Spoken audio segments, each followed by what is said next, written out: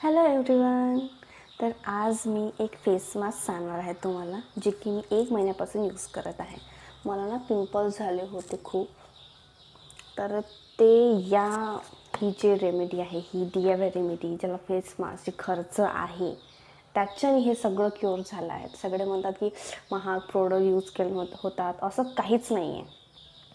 माझा होम रेमेडीवर इतका विश्वास आहे आणि त्या विश्वासानेच मी तुम्हाला सांगते की हे तुम्ही नक्की ट्राय करा.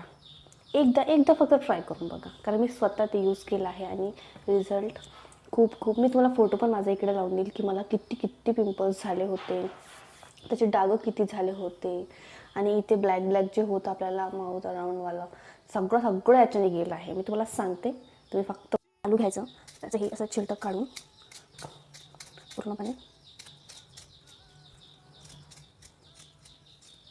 ठीक आहे, त्याचं पूर्ण छिलटं काढून टाकायचं आणि मग एक किसणी आहे, ठीक आहे, याच्याने त्याला छान ग्रेट करून घ्यायचं. किसनीच म्हणतात त्याला आमच्याकडे. छान हा जो आलू आहे ना आपण किसलेला, त्याचा रस काढून घ्यायचा छान. तुम्ही असं हाताने पिळलं तरी चालते बघा.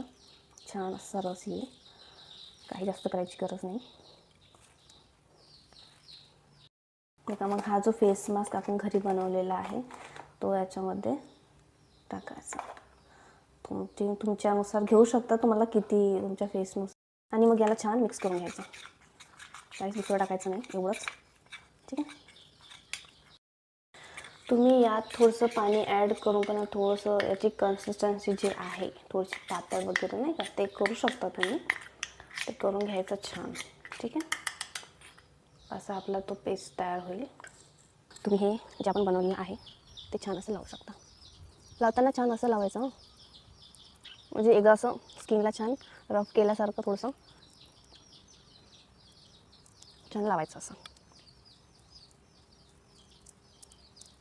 आता हा छान सुकलेला आहे, तर आपण हा छान याला वॉश.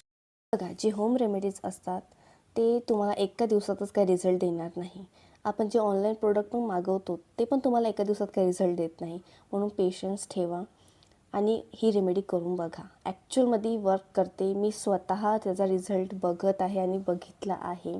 माझे पिंपल्स खूप कमी झालेले आहेत.